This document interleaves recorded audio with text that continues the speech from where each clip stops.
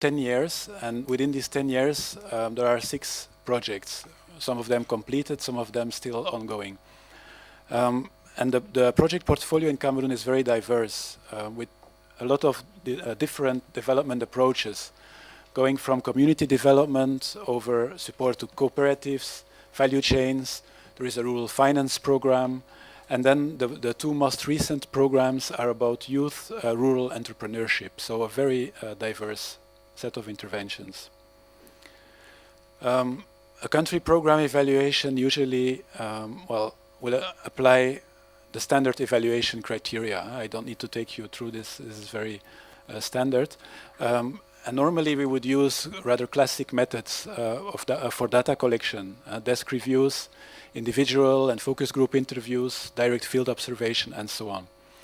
But in this case, we were really wondering whether it would not be possible to, under the data, budget, and time constraints that we had, to strengthen the evidence base and to really involve the direct beneficiaries of the projects more in the evaluation process, beyond just providing us with the information we would need. And we came across an approach which is called Sensemaking. And with Sensemaking, you really try to involve people to give sense themselves to their experiences, and to give more meaning to their choices, to the choices that they have made. It helps you to reveal the reality as expressed and experienced really by those involved, so those that live that reality. This might all seem a bit abstract, but it's going to become clearer as the presentation progresses. And to include this sense-making into our CSP, into our country program evaluation, we designed a separate contribution study, which was focusing on 2 value chain projects among the 6 projects in Cameroon. The research questions that we tried to answer at the strategic level were really to see what kind of support to the farmer cooperatives would have been most effective to boost agriculture productivity, marketing of produce, and then improving food security and incomes for the rural poor.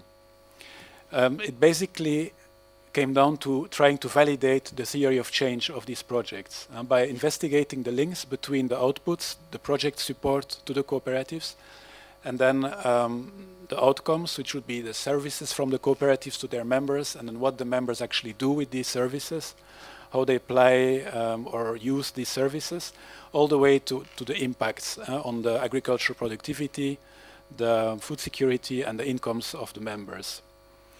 And at the cooperative level, the question was really to see, from the beneficiaries' point of view, what they found to be the most relevant and effective services, and what were for them the most notable changes that happened as a result of these services in their livelihoods, and so related to the cooperatives.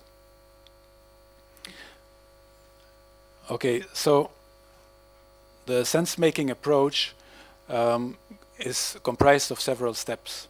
Okay, in the beginning, through a single question, you try to prompt people to tell you a story. And this story is usually quite short, maybe 150 words or so, about a real life experience. The prompting question ensures that the story has something to do with the project that you are evaluating, of course. Now, you try to collect also quite a lot of stories, perhaps 500, 600 or more, so that you can have a wide range and a lot of diversity of perspectives in these stories. Once the stories are told, you, together with the storyteller, you try to interpret the story.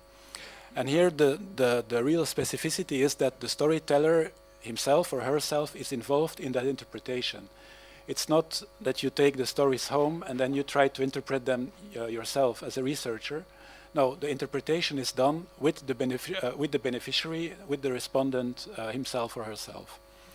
And this is done through a signification framework. Signification framework is basically a set of questions that provide filters or signifiers and that help you in a structured way to to really index and to find certain trends and categories within the stories. Then the next step is to put all these stories and all the answers that you got on the filters and signifier questions into a software, which is called Sensemaker. And on the basis of this software, you discern patterns and trends that emerge in the stories. Once you have done that, you will see some perhaps some interesting trends appearing, some new questions arise, and you go back to the respondents again during workshops where you discuss these stories and the different trends that you've seen appearing, and you try to get also some answers to the additional questions that have come up. Then with all this information and this analysis that you've done together with the respondents, you can go back to your office and write the report. Before I give the floor to Hamdi, who will take you to the different steps, I would like to mention that the software we used is actually is called Sensemaker. It's a suite of different applications, and it's developed and still being improved by Cognitive Edge, which is a company. And this software really helps you to visualize and to quantify, to make appear patterns and trends in the data that could be of potential interest for your study. Sensemaker is not initially developed for evaluation, so we needed to do some customization in the approach, and also the way we used the software itself and designed the signification framework, and so had to be a little bit creative. And I would also like to mention the support that we received from VECO, which is a Belgian NGO. They developed a specific signification framework, which is called the Inclusive Business Scan. And they have used that in many different cases to get real-time feedback on inclusive business in smallholder supply chains, on cocoa, coffee, and so on across the world. And we have been inspired a lot by the Inclusive Business Scan to design our own signification framework. So let me now pass the floor to my colleague Hamdi. Thank you, Michael. Good afternoon. I will, from my part, present you our experience in experimenting, piloting a sense-making approach in Cameroon. I will go stage by stage, starting from the framework design, going through data collection, and putting emphasis on the analysis. As you can see in this slide, the analysis starts as soon as the story is captured, because as Michael just explained, the respondents are asked to self-tag their story following a specific framework. Let's discuss about this framework.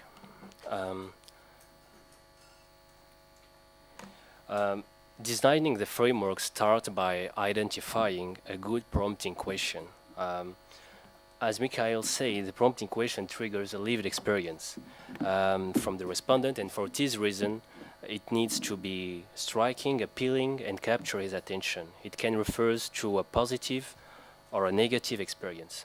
The prompting question we asked in our study was, since you have become a member of the cooperative, can you tell us about an important positive or negative change related to the production, processing, or selling marketing of your crop, and how this has affected you and your family? Please describe what happened. When designing the prompting question, we wanted to make no mention of the project's name to remove any potential bias. We took the adhesion to the cooperative as an entry point.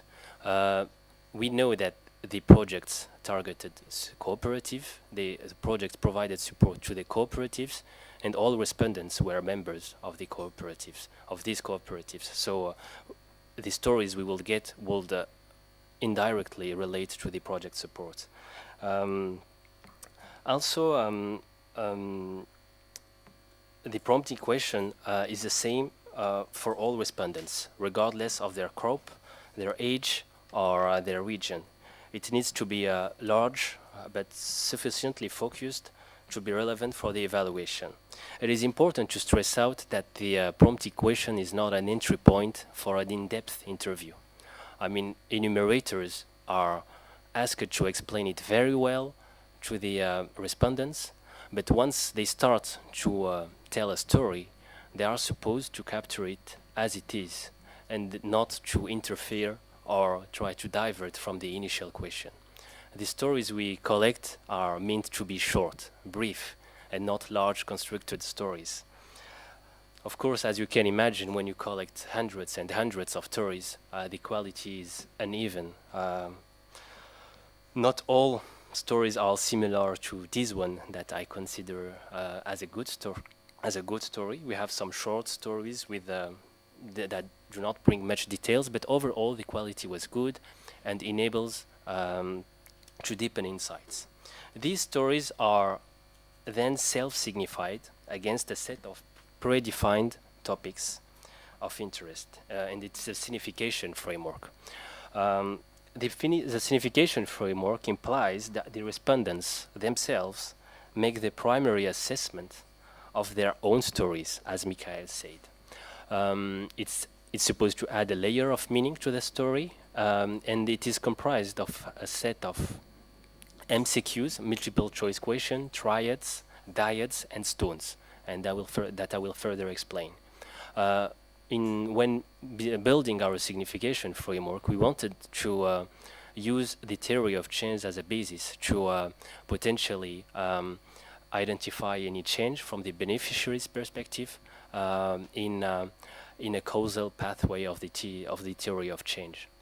Also, every signifier, every dyad stone we built was done on purpose and was supposed to bring an added value to our evaluation questions, to our evaluation matrix. One question that we raised when building this signification framework was, can we add questions not related to the story? Because it was quite tempting. You have potentially hundreds of respondents, and the limit between the signifier framework and the classic questionnaire is sometimes tight. You can do it, but it's not in line with the methodology, because the whole signification framework is supposed to exclusively interpret the story you collect. And also, you should be cautious about it, because the sample you have might not be representative enough to draw some conclusions. Let's start with the easiest, and the easiest are the multiple choice questions. We had 12 MCQs in our framework, and respondents were invited to self-tag their story. They define themselves the nature of stories. Are they speaking about a failure or a success? What is the story about? And all the answers we got helped to categorize the story, and it is used as a filter, as a variable with other signifiers, dyads and triads. That's why it is important when designing these MCQs to connect them with the signifiers to make sure that they will be useful when doing in-depth analysis with cross tabulations, for example. In addition to these MCQs, we should also mention demographic questions to collect information on the storyteller, age, gender, date of adhesion to the cooperative, etc. And they can also be used as a filter. The first signifier, and which is, let's say, the most complicated one, is the triad. The triads are made of three labels that constitute the points of the triangle. We designed them based on the theory of change. The three answer choices are not exclusive, and the storyteller marks a spot in the triangle to indicate how the story relates to each of the three choices. For instance, in the second example, in the second triad, the center of the triangle represents a balance, which means that all the labels are equally represented. But in the first triad, for example, positioned as such, we will say that the change is related to mostly production issues, to a lesser extent to processing issues, and not at all to the selling of the crop. This is just an example of where is a triad and how to read it. As you can imagine, triads are not easy to explain to farmers, partly illiterate. We had 8 triads in our framework. It was maybe too much. I will say that it is important to reduce them as much as possible and make sure that they are all relevant to this study. Triads are useful to build patterns in relation to the story, but not to but they are less useful to generate answers to specific questions. And the same can be said for the diets. The diets are a sliding scale between 2 extremes, one of excess, the other of absence usually, and the ideal situation is supposed to lie in the middle. Ideally, from our experience, from our modest experience, I will say that a diet should not always be built around 2 opposite choices, because what we noticed, and you can see it in the second, just above the picture, is that we noticed in our diets a strong tendency to answer at the extremity when respondents were given the choices between 2 opposites, and that gives you little margin in terms of analysis. And the last signifier, it's the stone. The stone is a combination of 2 polarities. These polarities are positioned in 2 axes, x and y, and enables to combine 2 variables in a single question. They are flexible and can be analyzed separately. We use them in our framework to assess the support, the services provided by the cooperatives. And the respondents were asked to position a stone reflecting their satisfaction about the service and the level of progress they noticed in the past few years. If we take an example, number 1, training on good farming practice, when it's positioned there, it means that the respondent is satisfied with the service, it meets his needs, and he says also that it has drastically improved. So that was just to present you our framework, how it is constituted, and all these set of signifiers that are supposed to interpret the story we collect at the beginning. Once we designed our framework, we went to the field. We went to the field to collect the data, and of course, data collection starts with the sampling. For this methodology, a base sample unit of 50 stories is the minimum size necessary to draw meaningful findings. For instance, a minimum of 50 stories of women active in the onion value chain in the extreme north region will be necessary to spot any meaningful pattern. Based on that, we built our sampling considering 3 main variables. We targeted 4 regions: north, extreme north of Cameroon, and west and northwest. These 4 regions correspond to 2 agroecological areas. As you might know, Cameroon is a very diverse country, and the northern regions are Sahelian type regions, and the western regions are more equatorial plateau regions. In the north, the crops supported were onion and rice, and in the western regions, it was cassava and rice. We targeted 50% of women and 50% of youth. Youth in Cameroon is less than 35 years old. Basically, we needed at least 500 stories to be able to spot meaningful patterns in our study. The sample is not representative, statistically speaking, but it is inclusive. We set a limit of 5 members of the board, of 5 cooperatives leaders. The cooperatives were selected, as it is not, because I think it's also important to stress it. It's not an impact study, it's more a contribution study. The cooperatives were selected on the basis of the level of maturity and project support they received, because respondents were supposed to have meaningful stories to say. And also we involved the cooperatives in the sampling. They were asked to provide us members list and disaggregated into gender and age.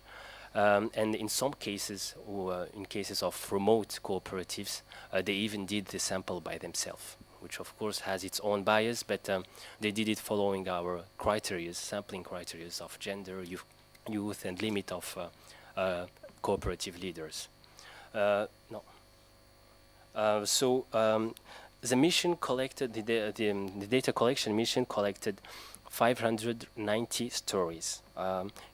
It was mostly in line with the sampling strategy. If you look at it overall, it's mostly in line with the sampling strategy, and there is more or less a balance in terms of gender, as you can see, maybe, I'm not sure you can see it, and to a lesser extent in terms of age. But these overall data or these overall figures are also hide significant discrepancies within each crop and inside of each cooperative. For instance, farmers' organization in cassava are substantially dominated by women, which are traditionally predominant in this value chain. It was thus challenging to ensure a gender balance within these cooperatives, and the same can be said for the rice cooperatives in the north. So we had overall a balanced sample, but not at the level of each cooperative as we wanted.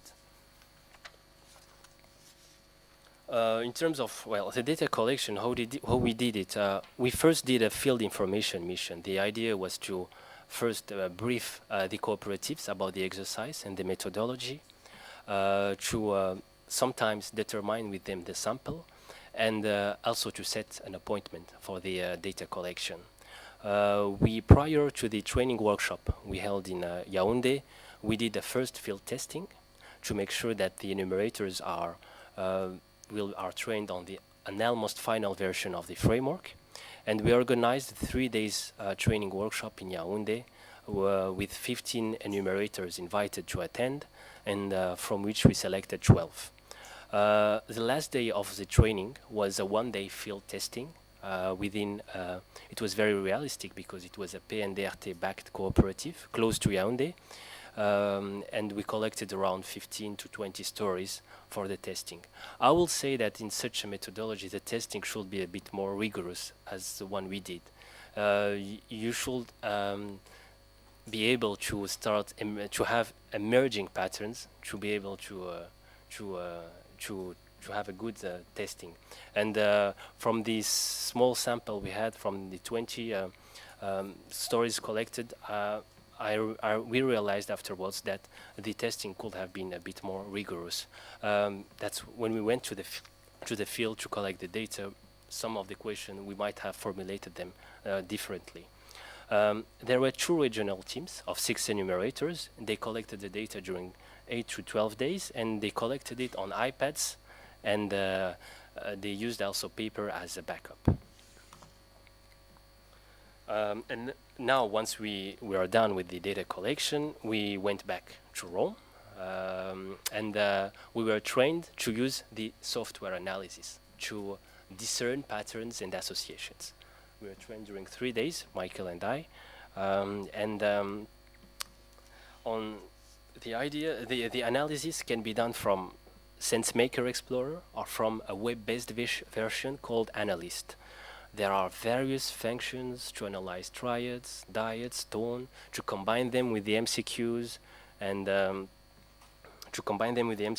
to make in-depth analysis with cross tabulations and correlations. It's not the purpose of this session to show you all the features, all the functions that can be done through the analysis. Maybe just for information, the Analyst version, the web-based Analyst version is still, I think, under construction, so it is not as complete as the Sensemaker Explorer software. I think, but overall, what I can say, it's easy to handle and to understand. You don't need to have a strong technical background, but it's also a bit manual. I would say even very manual. For example, to export a triad or a diad, you still need to cut and paste, to use the snipping tool of your computer and cut and paste. So that's what I can say about this software. In terms of approach, there is not a single way of doing the classic way of doing the analysis. It all depends on what you want to do of your Sensemaker data. What we decided in our case is to do the analysis per crop. So we analyzed the crop separately. We first used systematically gender and youth and age variables, but we didn't really see different patterns from a variable to another. So as we did when designing the framework, we carried out the analysis following the theory of change, trying to identify any change in the causal pathway from the beneficiary's perspective. In terms of visualization, that's what you get. You have a combination of MCQs, triads, diads, and stones.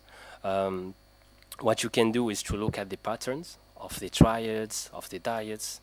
You try to find interesting patterns, and of course you use also the MCQs and the filters to identify additional patterns.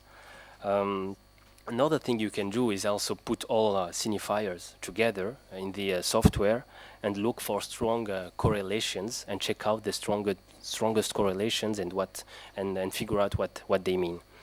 But at this stage, we only try to look to see to discern patterns, and no stories are read. It's solely on the focus is solely on pattern detection. Let's take a quick example phrase. We asked the respondent, reflecting on the context of your story, where did you see most progress on production issues in the last period?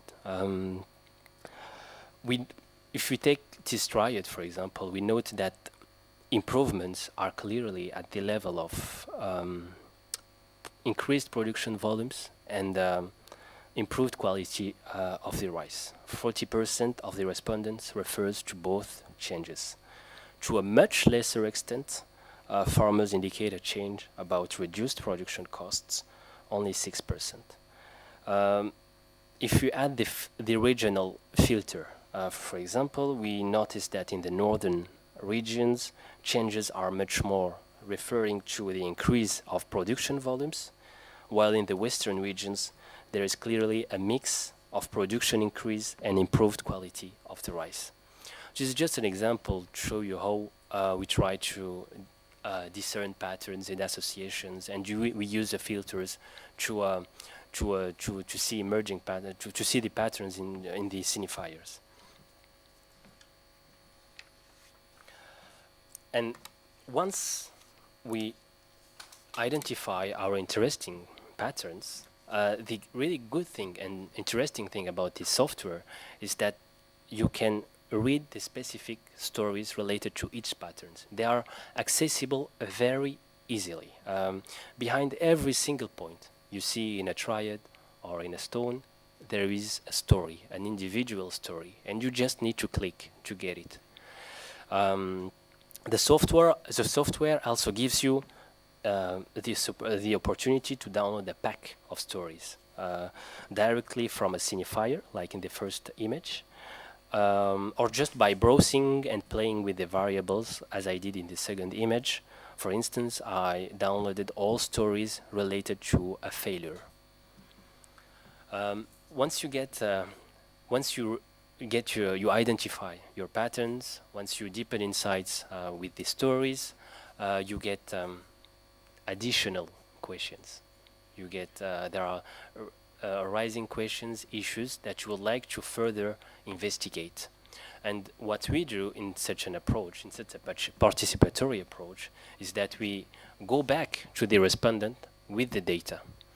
And that's the second level analysis, let's say, and it provides more qualitative insights into the patterns. We organized 4 workshops with 20 to 30 participants. Of course, all these participants were sampled in our study, and they came from 2 to 3 cooperatives. I might not have mentioned it, but in Cameroon, each cooperative is specialized in a single crop.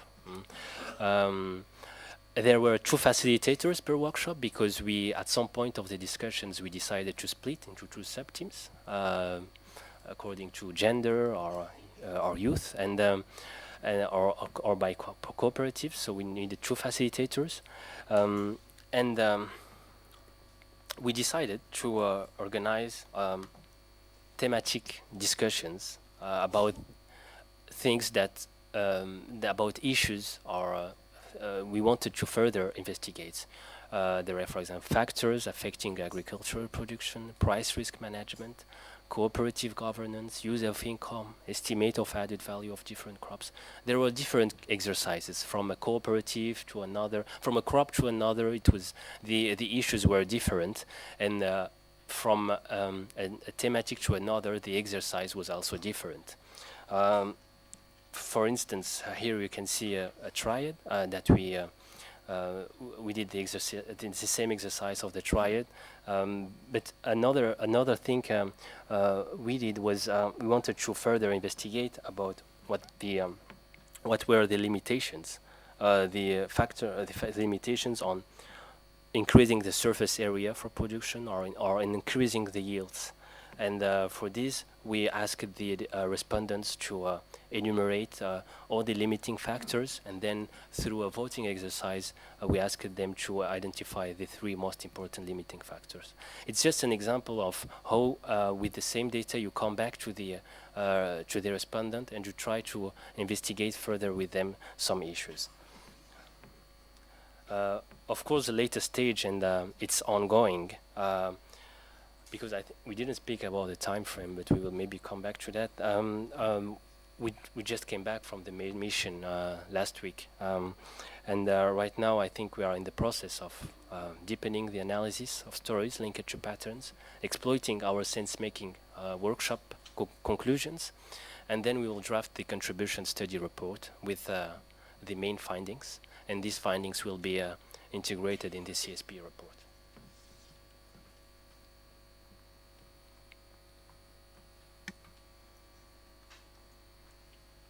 Okay, thank you, Hamdi, for this very detailed and clear explanation. To sum up, the advantages of the approach that we used are basically that you can relatively quickly collect and analyze qualitative data with the participation of the project beneficiaries themselves.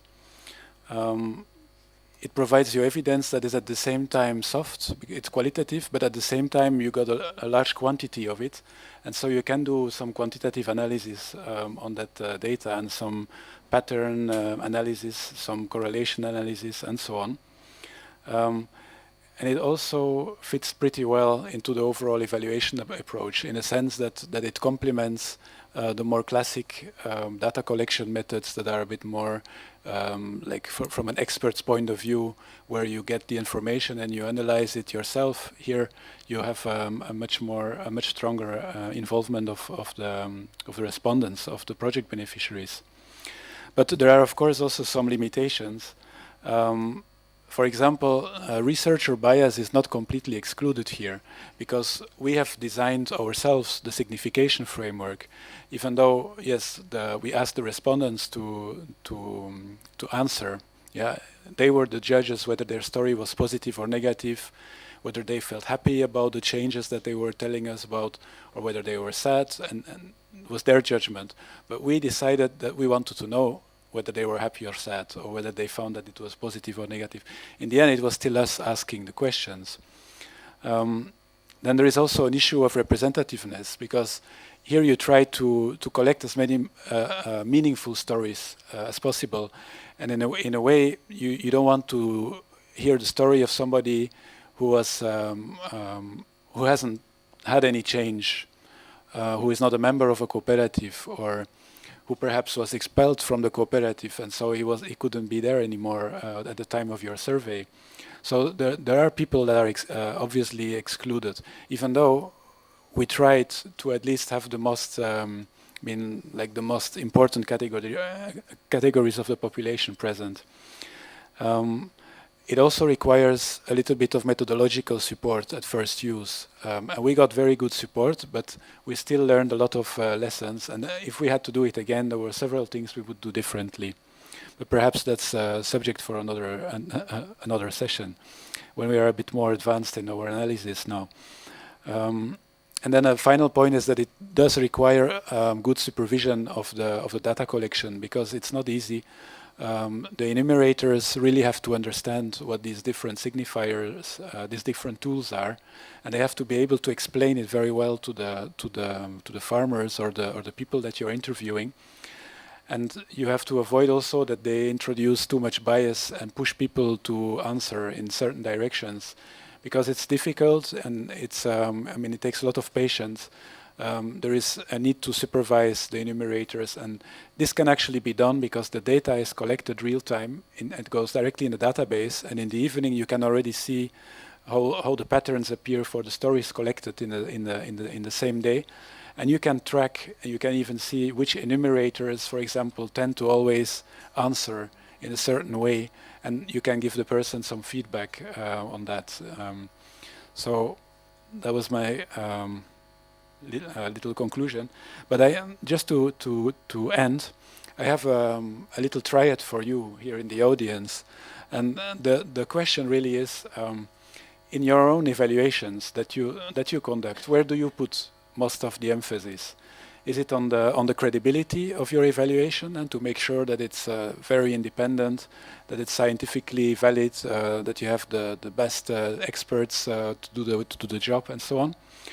Or do you try to make your evaluation more relevant?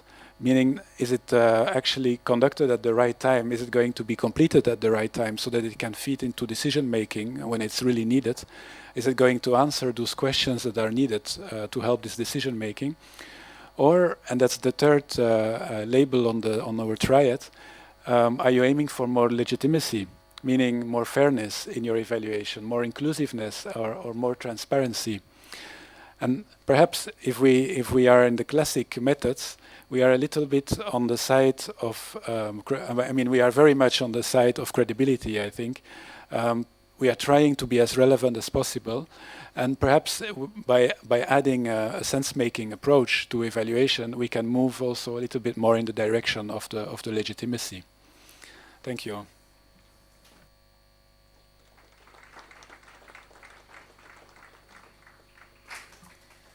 We can open the floor to questions.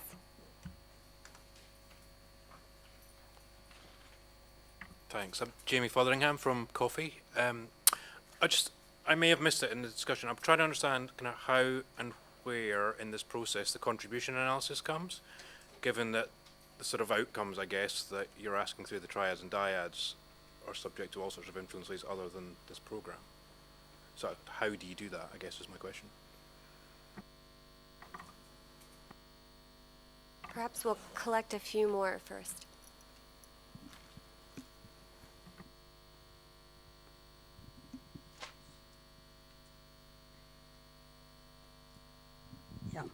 Anita Kelle-Sviitanen, IFAD, Senior Gender Consultant.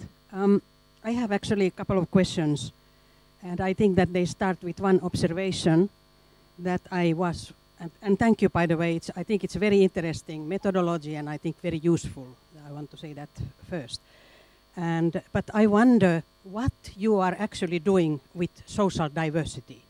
I was pleased to note that you actually collect this information from women and youth and men, of course. I was also wanting to hear that you would also collect it from indigenous or ethnic minorities, because Cameroon has 250 ethnic groups. It's a very pluralistic society. And that I heard you that you said that you want to have a balanced sample. And later on, I also understood that you would also want to collect to understand some emerging patterns. But I think that we also have an understanding that reality is actually formed in a social group. So women have their particular problems. They may, of course, all of them have also common problems. Youth facing other problems. And very often we actually have to find socially systemic solutions to these problems. So it is not just one common or a couple of issues that we identify. And my second point relates to I would like to know what you mean by deeper analysis, because we also know the limits of people's understanding. They understand very well their realities and the constraints they face and the ways they try to improve and they struggle. But very often they lack the understanding of larger contexts, which is influencing their daily life and their struggles. And therefore you would need to have a power analysis. You need to understand from the socioeconomic context. You would need to understand the political economy and so on. So these are my questions. Thank you. Yes, the two ladies. Thank you. Elisabetta Carfagna, University of Bologna. I would like to understand a bit more about your sampling strategy. If I understood correctly, what you adopted is a non-probability quota sampling for in-depth interview. And then you made a textual analysis in order to understand which are the main patterns. Am I correct?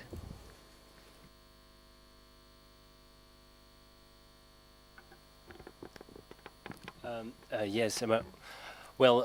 Indeed. I mean, the idea of in terms of sampling,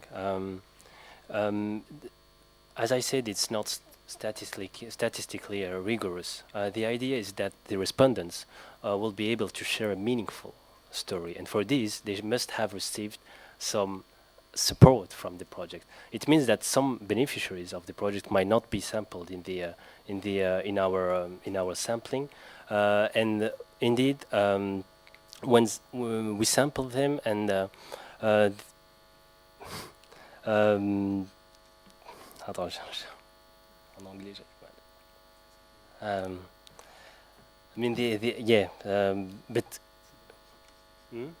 it's not about statistics. It's really what I mean. I mean, it's not about statistics. The way we sample them is not about statistics. We just would try to make sure that they are inclusive, the best as best as possible. And for this, we introduced some limits, for example, in terms of cooperative leaders, and we also wanted to get half percentage of women and half percentage of youth to try to reach out the most vulnerables within a cooperative backed by the project. And these cooperatives were all also the most, those who received the most support from the project. Because once again, we really wanted to identify meaningful stories or changes from those who really received it. Okay,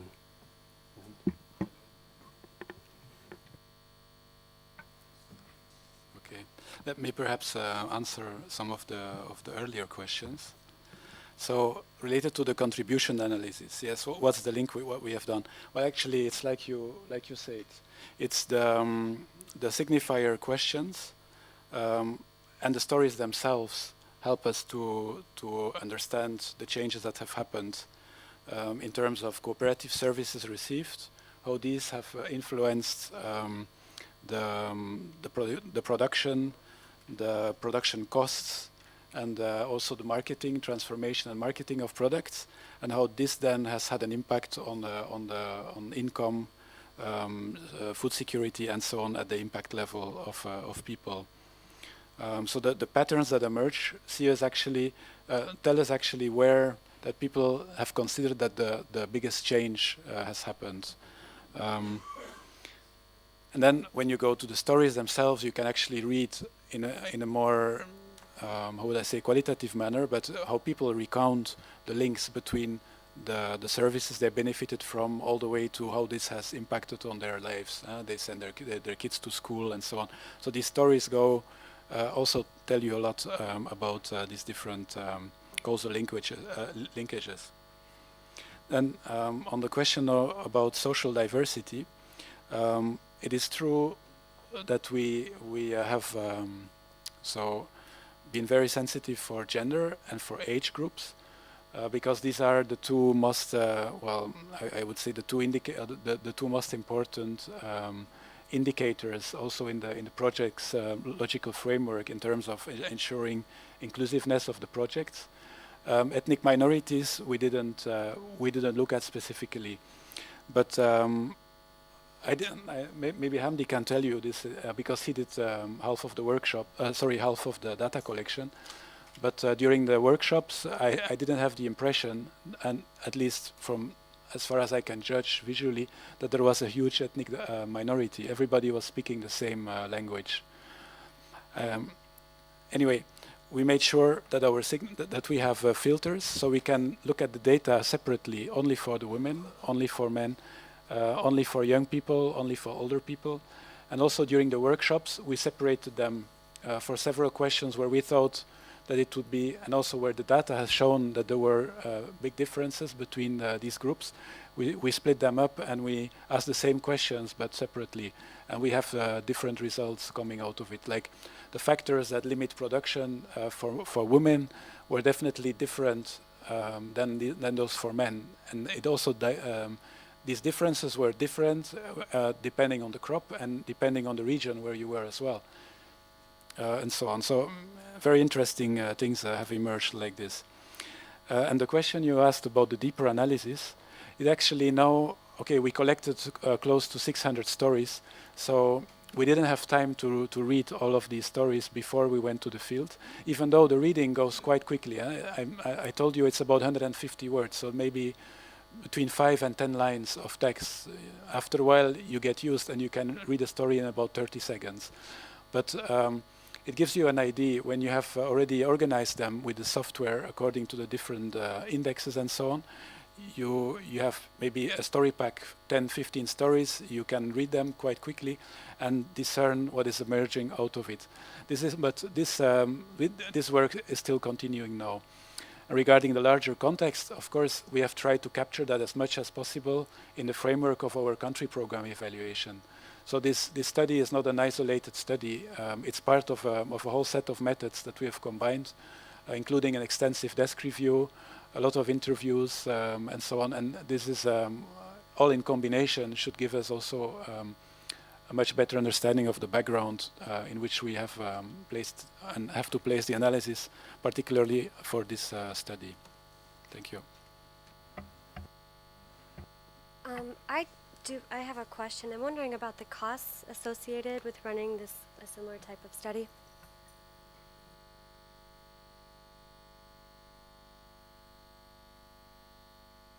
And perhaps one last question. I need to declare an interest because I'm the originator of the methods and of the software, all right? And I hadn't realized it was going to be presented today, so it's been quite an interesting experience. I think I just want to make a couple of points. One is this is a mixed methods approach, yeah? You've mixed traditional participative action research techniques with sense-making, yeah? So for example, if I look at the indigenous question where we've worked with Roma in Eastern Europe or on Aboriginal child abuse in Australia, we've used the population themselves as journalists into the population without any workshops whatsoever. So the population is self-sampling across demographic criteria, yeah, and self-interpreting data, which I think is one point that I want to make there.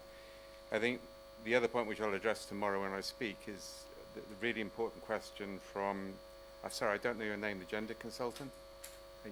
You keep asking interesting questions, so I've got to get the name. One of the issues there is what we call fractal management, which again is a separate part of the method. You engage people in the clusters of stories at the level of their own community, but then you engage economists in the stories at the level of the entire country. And what you're doing is different groups are engaging with the material at different levels.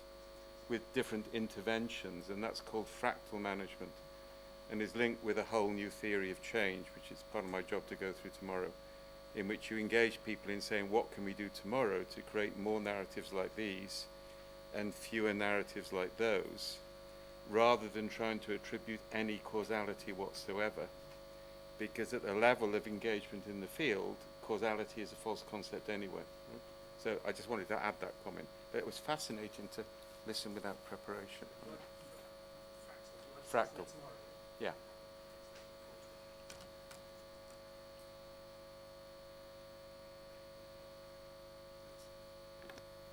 Yes. Well, as for the cost, well, the price differs whether you have in-house expertise or you don't have. I mean, this software in itself costs a few thousands of dollars. For the license, we paid $2,500. And then there are, of course, costs related to data collection. It really depends on the field where you are doing it. The expenses of the enumerators can be also very variable from a field to another, and also, yeah, many costs are really variable from an institution to another and from a field to another. But I will say the costs are that you really need at first use is the technical expertise, which comes usually from cognitive edge or from experts who have license to train you, on the methodology, and that costs a lot of money at first. But then once you build your own framework and you have the expertise, you only have the license to pay, and that's reasonable comparing with the amount of data and findings you can get from such a methodology. Well, I think that concludes. Thank you very much. It was a very, very fascinating presentation.